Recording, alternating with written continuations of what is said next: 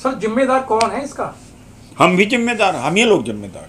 हम जातिवाद करें तो ठीक है, हम इकट्ठा न करें। आपके नाम पर आवाहन कर दिया जाए, कोई नहीं होगा। रवीश कुमार के पीछे सब भागेंगे, आपके पीछे नहीं भागेंगे। एक दलित दूसरे को देता नहीं मानता, लेकिन एक दलित बड़े आराम से किसी मराठा को, किसी ब्राह्मण क्षत्रिय को मान लेता है, बड़े आराम से, स्वाभाविक तौर से। तो हम लोग आपस के अंदर आपस में ही तो लड़ रहे हैं।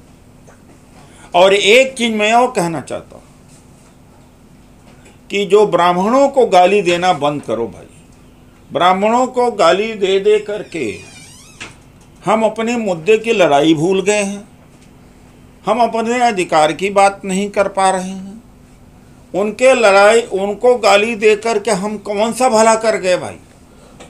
हम अपनी लड़ाई लड़े, हम अपनी बात कहें, हम अपने अधिकार के लिए इकट्ठा करें।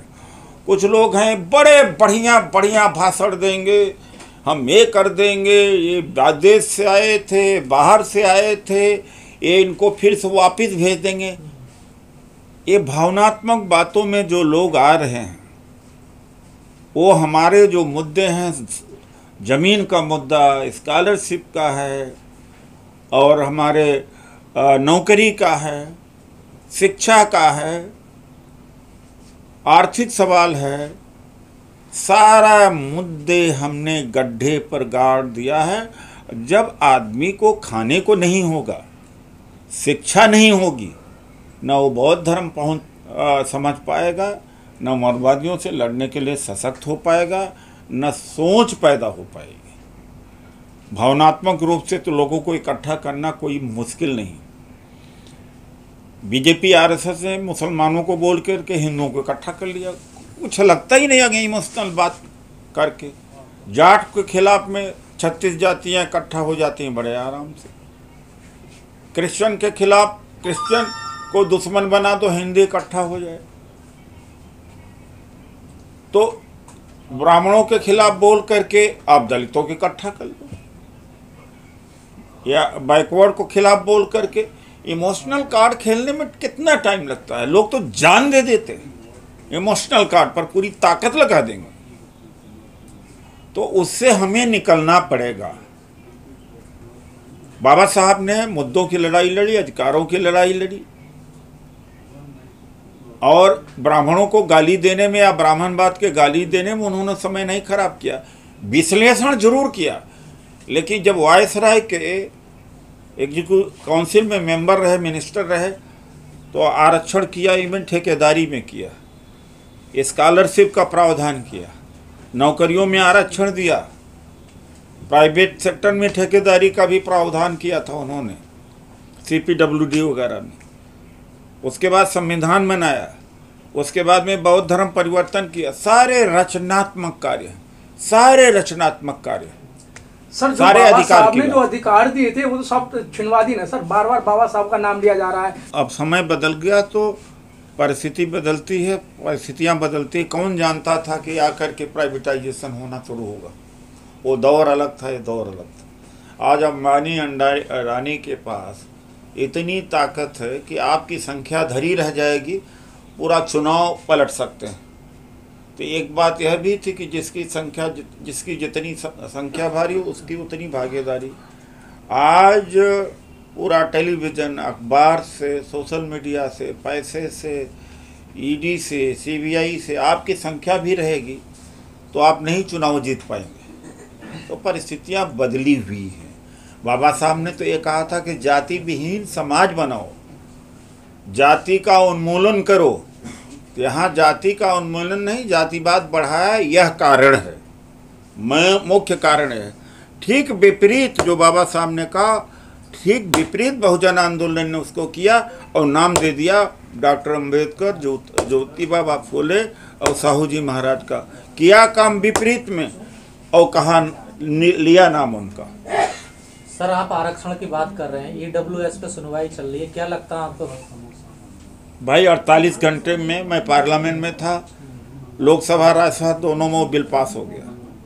अभी तक तो 1992 के बाद में जो एक लक्ष्मण रेखा बनी थी कि 50% से ज़्यादा रिजर्वेशन होना ही नहीं चाहिए, न सुप्रीम कोर्ट ने स्टे लगाया, और दलित नेताओं ने सबसे ज़्यादा सपोर्ट किया। मैं पार्टी में रह करके सपोर्ट नहीं कर पाया, मेरा मतलब जमीन नहीं अलाउ किया। यानी 48 घंटे में सवर्णों को आरक्षण मिल गया। फिर वो 50% की सीमा टूट गई, 60% हो गया। पहले तो लग रहा था कि 50% से ज़्यादा हो ही नहीं सकता। ये जो पत्थर की लकीर है, इस लकीर को तो क्रॉस नहीं किया जा सकता। जब सवर्णों को देने की बात आई तो लकीर का नाम ही लेना लोगों ने भूल दिया। लेकिन सर अब कोर्ट में सुनवाई चल रही, तो आपको उम्मीद है? मुझे उम्मीद नहीं कि सुप्रीम कोर्ट इनको स्टे करेगा। उम्मीद नहीं, अगर हो जाए तो अच्छी बात है। अरे भाई, अब मंडल कमीशन को सुप्रीम कोर्ट ने स्टे कर दिया था 2 साल के लिए, और तमाम जगह पर 27% आरक्षण हुआ और जगहों पे स्टे है, लेकिन अभी तक तो सवर्णों का आरक्षण के ऊपर या अधिकार के ऊपर स्टे नहीं हुआ है। अगर होगा तो पहले बार होगा। लेकिन सर जो बेंच सुनवाई कर रही है उसमें कोई भी SC ST OBC का जज नहीं है। रहेगा भी तो क्या कर लेगा? KG बालाकृष्णन ने जितना नुकसान किया उतना किसी ने किया ही नहीं। 3.5 साल तक चीफ जस्टिस रहे, और उसमें मेरी भी भूमिका है और रामनाथ कोविंद की भी भूमिका है। हम लोग राष्ट्रपति नारायणन जी से मिलते थे, फाइल वापस किया था। जितना सत्यानाश KG बालाकृष्णन ने किया किसी ने नहीं किया। KG बालाकृष्णन से अगर कोई नमस्कार भी करता है बहुजन वाला, तो मैं समझता हूँ कि वो महा मूर्ख है। नागराज के केस में बैठे हुए थे, तमाम सारे केसेस में बैठे थे, ये आदमी बोला नहीं। आरक्षण के पक्ष में एक फैसला नहीं दिया है KG बालाकृष्णन। अहमदी 6 साल के लिए चीफ जस्टिस ऑफ इंडिया हुए थे।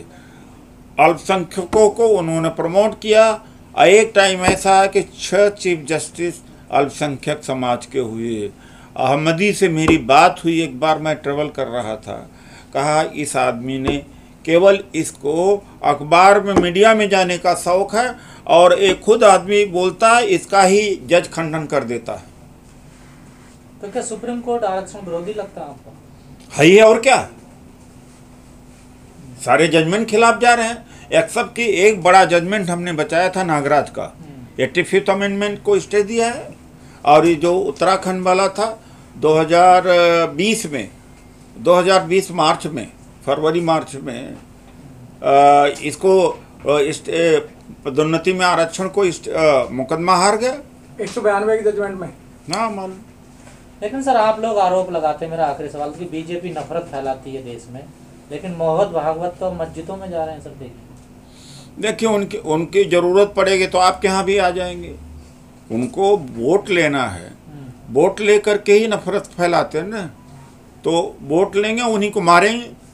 जैसे हम लोगों के यहाँ हमारे लोगों से वोट लेते हैं, हम ही को मारेंगे। ज़रूरत पड़ेगी तो पाँव धो लेते हैं और आरक्षण ख़त्म करते रहते। तो जाना तो एक मतलब है कि खतरा और है, छल कपट और है कि वोट भी खींच लिया, सत्ता में आएंगे तो इनको मारेंगे सत्ता से। बीजेपी ने नई बैच छोड़ दी है मुसलमानों में, पसमानदा मुसलमानों को लेकर। ये तो कांग्रेस की गलती है और पार्टियों की भी गलती है। उनको राजनीतिक समीकरण बनाना चाहिए, वोट बैंक का समीकरण बनाना चाहिए। वो नहीं बनाते, ये बना रहे हैं। सर जो मुस्लिम धर्म गुरु हैं वो बोले हैं कि देश को नया राष्ट्रपिता मिल गया भागवत के रूप में। अरे वो उन चमचों के बारे में मैं क्या कहा जा सकता। इन चमचे, पूरा समाज तो नहीं बोल रहा, चमचे बहुत लोग हैं इसी के, चाटुकार चमचे स्वार्थी।